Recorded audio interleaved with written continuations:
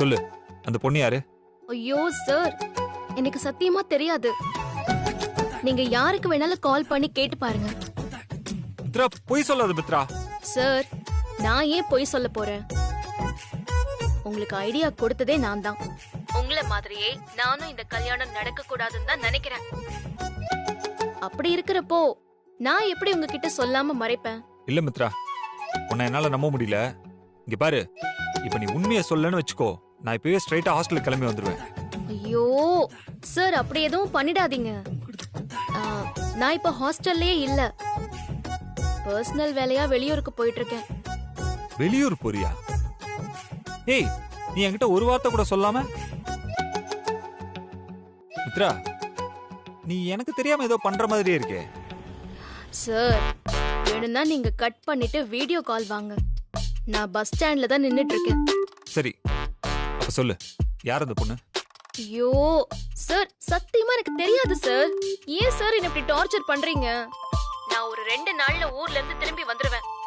So வந்த உடனே முதல் வேலையா பொண்ணு யாருங்கறத கண்டுபிடிச்சு உங்க முன்னாடி கொண்டு வந்து நிறுத்துறேன். போதுமா?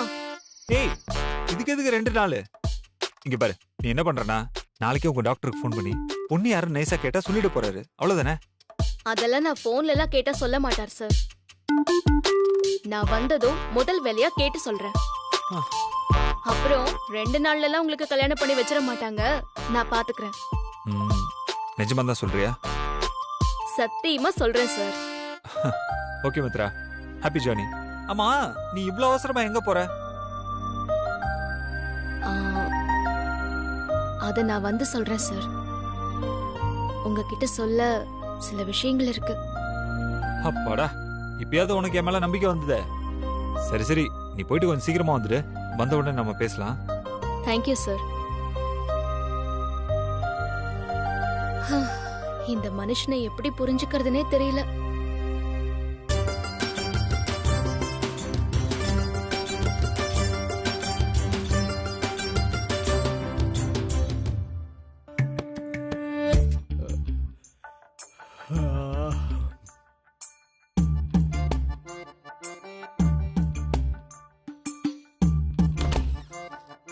மாம்சே, ஒன்று 10 விஷயம் தெரிஞ்சுதான் வந்திருக்கான்னு நினைக்கிறேன். இப்போ என் வாயை கிளற போகிறான். பானையில் இருக்கிற குல்ஃபியை ஸ்பூனில் சுரண்டுற மாதிரி என் வாயிலிருந்து உண்மையை சுரண்டிடுவான். பேசாமல் தூங்குற மாதிரி ஆக்டிங் கொடுத்து எஸ்கேப் ஆயிடுவோம். ஏய் மாம்சே, மாம்சே, மாம்ஸ். சும்மா தூங்குற மாதிரி படுத்திருந்தா இப்படியும் தட்டி எழுப்பிடுவான். துரட்டிட்டு தூங்குனா பேசாமல் போயிடுவான்.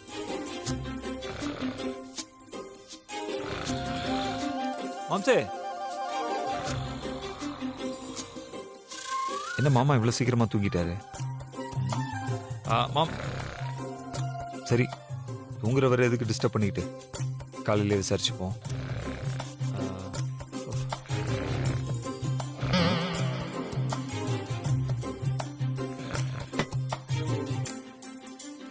ஏதோ வித்தியாசமா இருக்கே. மாம்ஸ் தூங்கும் போது கொரட்டை விட மாட்டாரு. ஐயோ, ஆக்டிங்க்கு பூஸ்டர் டோஸ் போட்டு ஓவர் ஆக்டிங் கொடுத்துட்டோமோ. யோ மாம்ஸ், என்கிட்டே உன் சேட்டையை காட்டுறியா?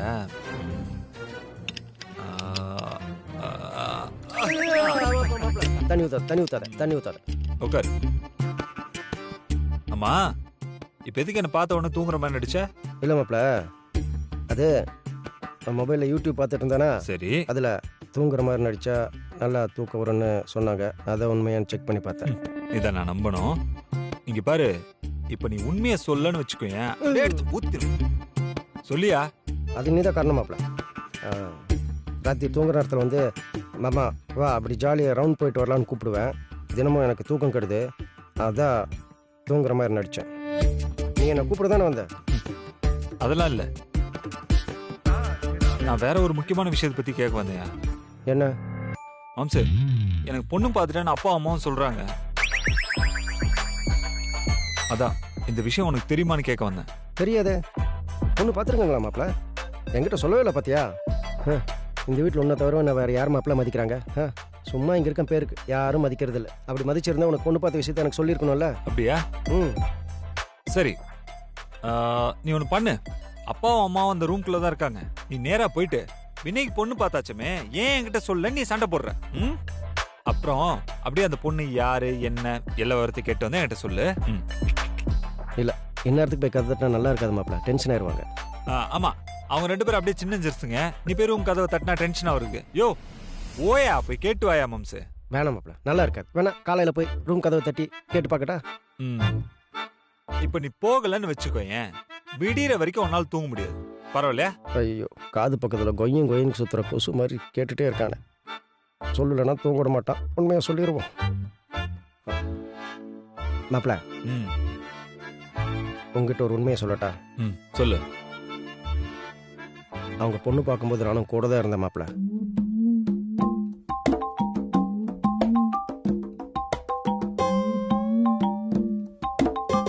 ஏன் அப்போ இவ்வளவு நேரம் தூங்குற மாதிரி ஏமாத்தினது மட்டும் இல்லாம இதுலயே என்ன ஏமாத்தினியா? ஏயா உண்மையிலே எவ்வளவு நம்பிக்கை வச்சிருந்தேன், சுக்குநூறா உடச்சிட்டியா? ஏன் மம்சு, பொண்ணு பார்க்கும்போது கூடவே இருந்திருக்கிற, அதை பத்தி என்கிட்ட ஒரு வார்த்தை கூட சொல்லாம நீ பாட்டு கம்முன்னு வந்து படுத்துட்ட. யோ என்னையா ஆள் நீ? அம்மா அப்பாவுக்கு முன்னாடி நியாயமா நீ தானே என்கிட்ட வந்து சொல்லியிருக்கணும். ஏன் மம்சு இப்படி பண்ண? சி, உன்னெல்லாம் போய் நம்பினம் பாரு. எப்படியா உனக்கு என்ன ஏமாத்தணும்னு தோணுச்சு? ஐயோ மாப்பிள்ள, உன்னை ஏமாத்தலடா. ஆ? பொண்ணு பார்த்தப்பவே என் அக்காவும் என் மாமாவும் பொண்ணு பார்த்துருக்கிற விஷயத்த வினைக்கிட்ட சொல்லக்கூடாதுன்னு சொல்லிட்டாங்க. ஓ, அப்போ அவங்க சொன்னா நீ என்கிட்ட சொல்லாம இருப்பியா? ஏயா ஒரு சாதாரண சின்ன விஷயம் மாம்சு, இது கூட உன்னால பண்ண முடியாது? அவங்க சொல்லக்கூடாதுன்னு சொன்னதோட விட்டுருந்தா பரவாயில்ல மாப்பிள்ள. ஆ. சொல்லக்கூடாதுன்னு சத்தியம் வாங்கிட்டாங்க மாப்பிள்ள. யோ, அப்போ உனக்கு என்ன விட அந்த சத்தியம் தான் பெருசா இருக்குல்ல? இங்க பாரு, எப்ப நீ எனக்கு எதிரா நடக்க ஆரம்பிச்சிட்டியோ அப்பயே உனக்கு இந்த ரூம்ல இடம் இல்ல. நீ முதல்ல வெளில போ. மாப்பிள்ள, நான் சொல்றதை கேள்ற. யோ வெளில போ மம்சு. மாப்பிள்ள, ஒரு நிமிஷம் நான் சொல்றது நல்லா கேட்டுட்டப்ப. மம்சு பேசாம இருக்கியா? நீ வெளில போறியா இல்லையா? லூசா மாப்பிள்ள நீ? என்னையா இது ஏன் ரூம் மாப்பிள்ள? உனக்கு வந்தா நீ தான் வெளியில போகணும், நான் போக கூடாது. நான் இதே ரூம்ல தான் படுத்து தூங்கணும். ஓ, உங்க ரூமா? ஆ. ஆஹா, அப்ப அந்த அளவுக்கு ஆயிப்போச்சு. ஆ. அப்ப அந்த பொண்ணு யாரும் சொல்ல மாட்டீங்க? ஆஹா. ம். சத்தியம் பண்ணியிருக்க. சத்தியத்தை மீறினா சாமி கண்ணு குத்திரும், இல்லைன்னா எங்க அக்கா சாம்பார்ல விஷத்தை வச்சிருவா. நான் அடிப்பேன். நீ எல்லாம் ஒரு ஆளு. இங்க பாரு, ஒரு மண்ணாங்கட்டி நீ செய்ய வேண்டாம். இங்க பாரு, ரூம் பக்கம் அதாவது வந்தன்னு வச்சுக்கோ, அப்படி அடிச்சு அவ்வளவுதான் உனக்கு மரியாதை. ஏய், யார நம்புறது யார நம்ப கூடாதுன்னே தெரிய மாட்டேங்குது. நிலா போயா?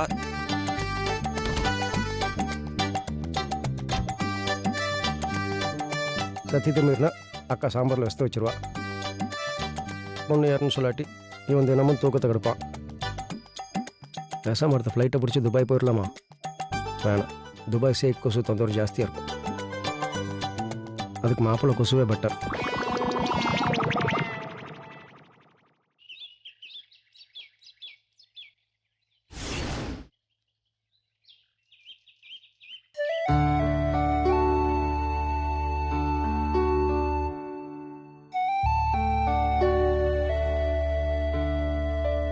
இவ்வளவு நேரம் ஆகுது. இந்த ஆட்டோக்காரன் எப்பவுமே இப்படிதான், சொன்ன நேரத்துக்கே வரமாட்டான். நான் தான் போய் கூட்டிட்டு வரேன்னு சொன்னேன்ல. இப்ப பாரு, நீங்களும் வந்து இப்படி காத்துட்டு இருக்கீங்க. ஆமா தாரணி, நாங்க வந்தா கூட பரவாயில்ல, வயசு புள்ள நீயும் இங்க வந்து நிக்கிற. ஏன் உனக்கு மட்டும்தான் உன் மகளை பார்க்கணும்னு ஆசை இருக்குமா? எனக்கு என் அக்காவை பார்க்கணும்னு ஆசை இருக்காதா?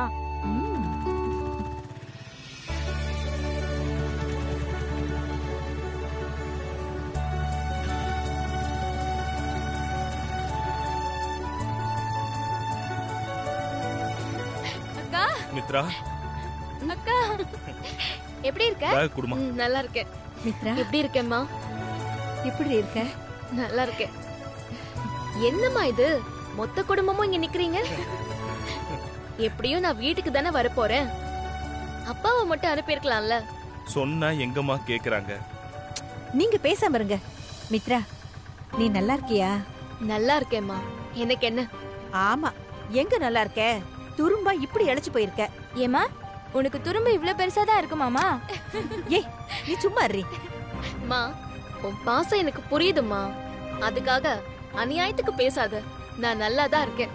ஆமா, என்னத்த முகமெல்லாம் எப்படி வாடி போய் கிடக்குதுன்னு பாரு. அது கொஞ்சம் பஸ்ல வந்த டயர்டுமா, அப்படியே தூக்கமா வருது. சீக்கிரமா வீட்டுக்கு வந்துட்டா கொஞ்சம் தூங்கலான்னு பார்த்தேன். இவ்ளோ நேரம் ஆயிடுச்சு. அதுக்கு என்னம்மா, இப்ப என்ன கெட்டு போச்சு? வீட்டுக்கு வந்து உன் இஷ்டம் போல நல்லா தூங்கு. அதானே. யாரு நீ பேசுறியா? 6 மணிக்கு மேல தூங்குனா அரை நாளைக்கு மூஞ்சி தூக்கி வச்சிருப்பாங்க. ஆமா ஆமா, உங்க எல்லாருக்கும் என்ன ஏதாச்சும் சொல்லாட்டி பொழுது விடியாதே. சரி சரிம்மா, கோச்சிக்காத. ஓ சமையல சாப்பிடாம சென்னையில நான் சாப்பிட்ட சாப்பாடு தொண்டையில இறங்கவே மாட்டேங்குது. சரி, என்ன வீட்டுக்கு போலாமா இல்ல இங்கே நின்னு பேசிட்டு இருக்கலாமா? ஆமா, உடனே உங்க அப்பாவுக்கு பொறுக்காதே. சரி வா, வீட்டுக்கு போல. போலாம். வாமா.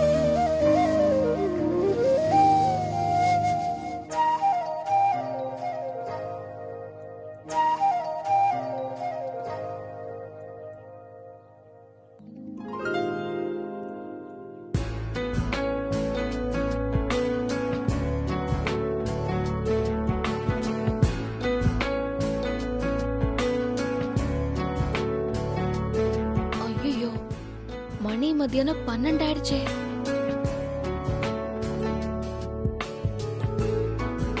அக்கா எந்திரிச்சாச்சு, காஃபி எடுத்துட்டு வா. இதோ வரேம்மா. இதோ வந்துட்டேன்டி. இந்தாம்மா காஃபி குடி. மா, மணி 12 ஆச்சு. தூங்கிட்டேன்னு அப்படியே விட்டுட்டியா? எழுப்பிருக்கலாம்ல. நீ எழுந்து என்ன பண்ண போற? நீ வீட்டை விட்டு போனதுல இருந்து சரியா தூங்குனியா, சரியா சாப்பிட்டியான்னு கூட தெரியல. அந்த கடங்காரங்கிட்ட சொன்ன வார்த்தையை நினைச்சு நினைச்சு ரா பகலா வேலை வேலைன்னு நிக்காம ஓடிக்கிட்டு இருந்திருப்ப. ஒரு வழியா இப்பதான் எல்லா பிரச்சனையும் முடிய போகுதுன்னு நிம்மதியா தூங்கிக்கிட்டு இருக்கிற. அத நான் கெடுக்கணுமா? சரி சரி, நீங்க காஃபி சாப்பிட்டீங்களா? நாங்க கண்ணு முழிச்ச வேலையை காஃபி போட்டு குடிக்கிறதாண்டி. இப்பெல்லாம் தாரணி எங்களுக்கு முன்னாடி எந்திரிச்சு காபி போட்டு கொண்டு வந்துடுறா. தண்ணி தெளிச்சு கோலம் போடுறது, சாமிக்கு அலங்காரம் பண்ணி பூஜை பண்றதுன்னு சீக்கிரம் எந்திரிச்சு அவளே பாதி வேலையை முடிச்சிருவா. பெரிய மனுஷி ஆயிட்டால, அதான் பொறுப்பு வந்துருச்சு போல. நீ வேற, நீ எப்ப சென்னைக்கு கிளம்பி போனியோ அடுத்த நாளே நீ செய்யற வேலையில அவ செய்ய ஆரம்பிச்சிட்டா. என்னம்மா சொல்ற? படுக்கையில இருந்து எந்திரிக்கவே மணி 10 ஆயிடும். பாய கூட சுருட்டி வைக்க மாட்டா, சோம்பேறி. இப்ப எல்லாமே பண்ண ஆரம்பிச்சிட்டாளா? என்ன தாரணி, அம்மா சொல்றதெல்லாம் உண்மைதானா? சரி, இதெல்லாம் உனக்கு பிடிச்சு பண்றியா இல்ல அப்பா அம்மாவோட சந்தோஷத்துக்காக பண்றியா? எனக்கு பிடிச்சதாங்கா பண்றேன். அப்படிதான் இருக்கணும். எதுவா இருந்தாலும் மத்தவங்களுக்காக பண்ணாம உனக்கு எது சந்தோஷத்தை தருதோ அத பண்ணணும். அக்கா, எனக்கு இன்னொன்னு பண்ணவும் ரொம்ப பிடிக்கும். ஆனா அம்மா தான் திட்டுறாங்க. என்னது? டான்ஸ் ஆடுறது எனக்கு ரொம்ப பிடிக்கும்ல. ஆமா, ஆனா இப்போ அம்மா தான். தாரணி, நமக்கு எதுக்குடி டான்ஸ் பாட்டெல்லாம்? பேசாம ஒழுங்கா படிக்கிற வேலையை மட்டும் பாரு. மா, அவளுக்கு டான்ஸ், கோலம், டெக்கரேஷன்ஸ்னு மைக்ரோ ஆர்ட்ல தான் இன்ட்ரெஸ்ட் இருக்கு. அவளுக்கு பிடிச்சதையே பண்ணட்டும். டான்ஸ் கிளாஸ் போனா மைண்ட் ஃப்ரீ ஆகுமா? இன்னும் படிப்புல அதிகமா கான்சென்ட்ரேஷன் பண்ணுவா. தாரணி, நீ கத்துக்கோ, நான் உனக்கு ஹெல்ப் பண்றேன். ரொம்ப தேங்க்ஸ்க்கா. அம்மா, அப்பாவை எங்க காணோம்? அவரு பொண்ணு வந்திருக்காளேன்னுட்டு காலையிலேயே பைய தூக்கிக்கிட்டு கறி வாங்குறேன்னு கடைக்கு போனவரு இன்னும் ஆளையே காணோம்.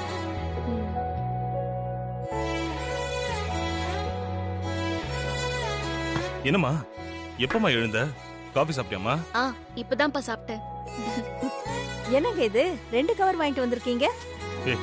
அதுல ஒண்ணு சிக்கன் கறி, இன்னொன்னு மட்டன் கறிடி. அந்த கசாப்பு கடைக்காரரு என் கண்ணு முன்னாடியே ஒரு சேவலை புடிச்சு உரிச்சுக்கிட்டு இருந்தாரு. நல்லா இருக்குமேனு அதுல 1 கிலோ வாங்கிட்டேன். பா, எதுக்குப்பா இப்ப இவ்ளோலாம் வாங்கிட்டு வந்திருக்கீங்க? விடுமா, சென்னையில ஹோட்டல் சாப்பாடு, ஹாஸ்டல் சாப்பாடுன்னு நாக்கு மறுத்து போய் சாப்பிட்டுருப்ப. இங்க இருக்கிற 2 நாளாவது நல்லா நாக்குக்கு ருசியா சாப்பிடுமா. ஏய், என்ன பாத்துட்டு இருக்க? சீக்கிரம் போய் சமையல் ஆரம்பி. இதோ ஆரம்பிச்சிடுறேங்க. நானும் வரேன். அக்கா, பாத்தியா அப்பா முகத்துல எவ்வளவு சந்தோஷம். சரி, நீ போய் ஃப்ரெஷ் ஆயிட்டு வா, நாம சாப்பிடலாம்.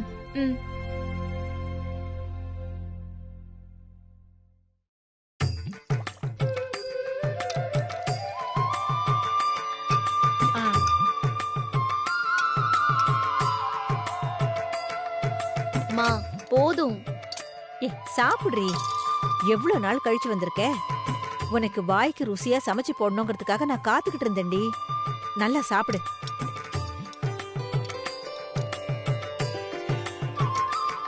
இன்னும் கொஞ்சம் வச்சுக்கோங்க.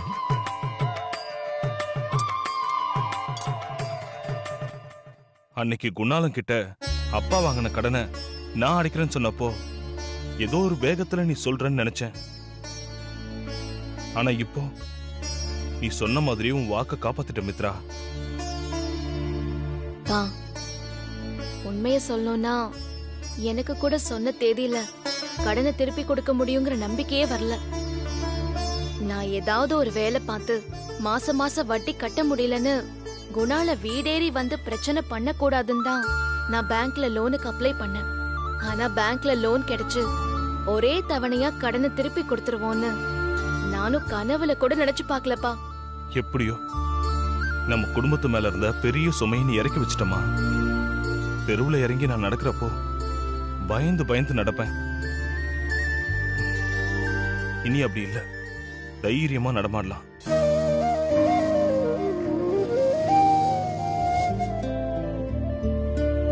மித்ரா, அந்த குணால விடிஞ்சதும் வீட்டு வாசல்ல வந்து கதவை தட்டுவான். அதுக்கு அவசியமே இல்லாம நாமளே அவன் இடத்துல போய் கொடுத்துட்டா நல்லது தானம்மா. அதான்ப்பா நானும் நினைச்சேன். ஆனா இன்னைக்கு ஈவினிங் தான் அக்கவுண்ட்ல பணம் கிரெடிட் ஆகும். பாக்கலாம்ப்பா. நாளைக்கு காலையில பேங்க்குக்கு போயிட்டு பணத்தை எடுத்துட்டு வர வழியிலேயே அவன் கிட்ட கொடுத்துட்டு வந்துடலாம். ஏங்க, ஒரு வழியா இந்த கடன் எல்லாம் அடைச்சாச்சு. அப்படியே மித்ராவுக்கு ஒரு நல்ல பையனா பாத்துட்டா நல்லா இருக்கும்ல. மா, இந்த கடனை நான் சம்பாதிச்சு அடைக்கிறேன். ஒரு கடனை வாங்கி இன்னொரு கடனை அடைச்சிருக்கோம். இது இந்த பேய்க்கு பயந்து பிசாசு கிட்ட மாட்டிக்கிட்ட மாதிரி இருக்கு நம்ம கதை. இந்த கடனை அடைக்கவே 5-6 வருஷம் ஆயிடுமா? ஏண்டி, அப்ப 5-6 வருஷம் கழிச்சு கல்யாணம் பண்ணலாம்னு சொல்றியா? இப்பவே லேட் ஆயிடுச்சுமா. தோ உன் தங்கச்சி வேற வயசுக்கு வந்துட்டால. மா, நான் என்ன கல்யாணம் வேண்டாம் நான் சொல்றேன். முதல்ல பேங்க்ல வாங்கின கடனை பாதியாவது திருப்பி தந்துருவோம். அப்புறம் ஒரு 2-3 வருஷம் போட்டோம். ஏண்டி, நான் என்ன நாளைக்கேவா உன்னை கல்யாணம் பண்ணிக்கோன்னு சொல்றேன்? நாம நினைக்கிற மாதிரி மாப்பிளைய பிடிக்கணும்னா இப்பவே தேட ஆரம்பிச்சாதானே நடக்கும். பாருங்கம்மா, நான் வேண்டான்னு சொல்லல. ஆனா சென்னையில வேலை பாக்குற பையனா இருந்தா நல்லா இருக்கும். அப்பதான் கல்யாணத்துக்கு அப்புறமும் என்னால வேலை பார்க்க முடியும். சந்தோஷம். பாருங்க, அப்புறம் என்னங்க, அதான் உங்க பொண்ணே சொல்லிட்டால. நீங்க என்ன சொல்றீங்க? பார்க்கலாம். இந்தா, நீ சாப்பிடுமா.